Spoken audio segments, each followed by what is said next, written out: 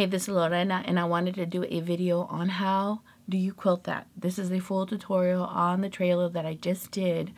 I wanted to do a series of this. I found this design on Pinterest. I also wanted to let you know that I downloaded a PDF on kind of the design elements on how to go ahead and quilt this yourself. So I did a kind of like worksheet for you. I will share more information on that as we go, but I don't want to just be able to quilt it myself. I didn't figure this out just for me. I wanted to figure this out for all of us that see stuff and are like, wow. All right, some of the supplies you're going to need is a curve ruler. I'm using a Lisa Cali Pro Echo 16, but honestly any long arm quilting ruler that has a curve. I had a picture of the Pinterest or the pin or the board or whatever they call it, and I edited the picture and removed all the, I call it noise, the name of the person, some of the stuff they talked about, and I just had the picture. What I did is I had tracing paper and just went and traced the design. I'm more of a kinetic learner, so if I'm moving my hands and kind of following along, I learn the design a little bit better. And once I did that, I started measuring the width of the design, the height of the design, and the distances of where each line connected in the places that it connected. Now, one of the problems I had when I was doing this design is I wanted to go ahead and trace the design on fabric. Well, I'm using a wedding satin fabric, and wedding satin, it's hard to mark on, and once you mark on it, it's hard to remove the marking. And I was practicing on a white satin, and it took forever to mark just the one design.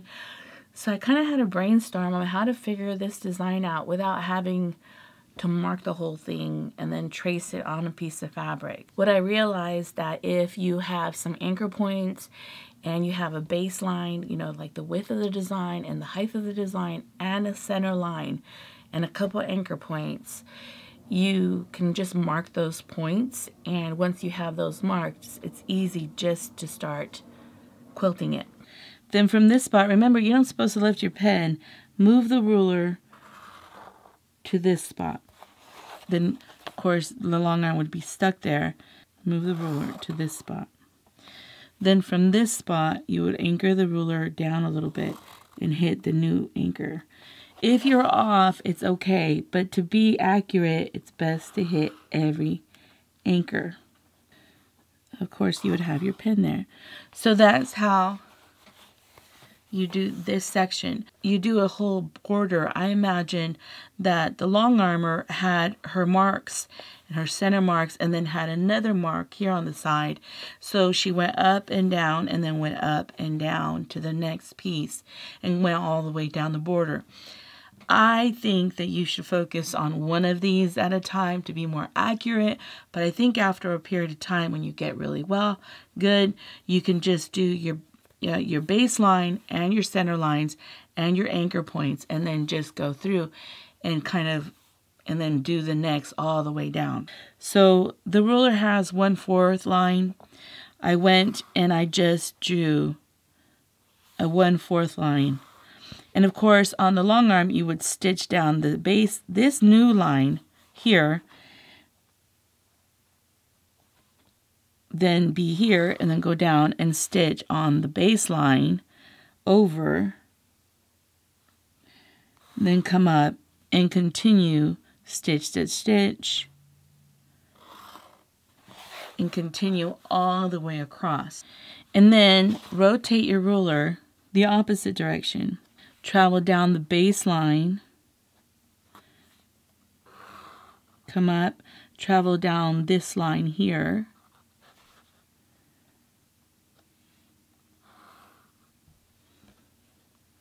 and this is the cross hatching. Practicing on paper as if you were long arm quilting it helps tremendously. It creates a pattern of movement on how you're going to move. And then you can change it up and make the design like this one, taller, less wide. You can also make it the same length. I also, when I was playing with this, I did different widths on some of these. Instead of a 1/4, I did a 1/2 inch and then a 1/4 and a 1/2 inch. I also changed the way I quilted these little center diamonds. You don't have to quilt it, or you can. Just depends. I mean, you can play with this all you want, and you can make as many copies of this as you want also. Exactly how you see the PDF, it's exactly the markings that I placed on my fabric.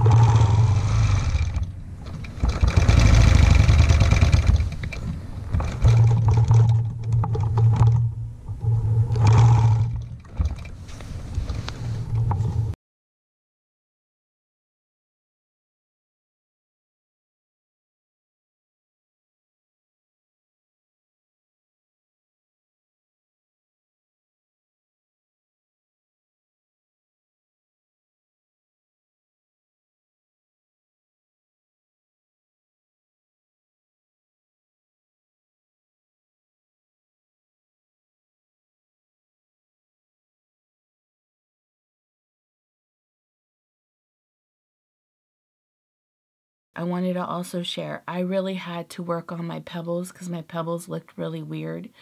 I was marking them, kind of trying to draw them onto the fabric, and it didn't work. It still looked messy.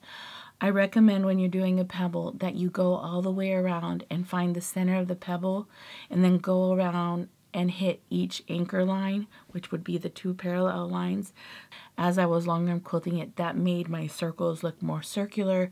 It made them look cleaner, and it made them look prettier. And that's what you see on my third attempt, okay?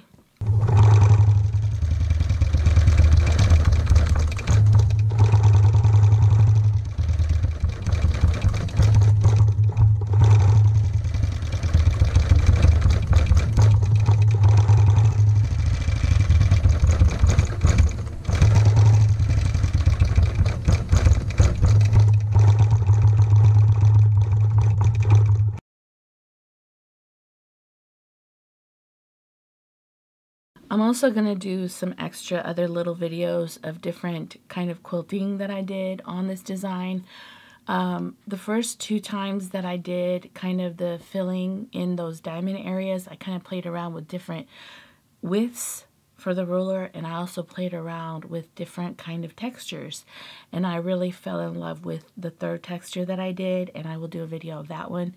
And I will also do a more in-depth video on the cross hatching on the top, but I just kind of wanted to focus on this first, and I didn't want to make the video too long. So yeah, I really do thank you for watching. Also, to understand that when you're long arm quilting, you go real slow, okay? Take your time, be real patient, and yeah, you'll do some beautiful work. I need to get my machine where when it stops on needle down, so that I'm not moving it when I'm changing my rulers, so these can be consistent.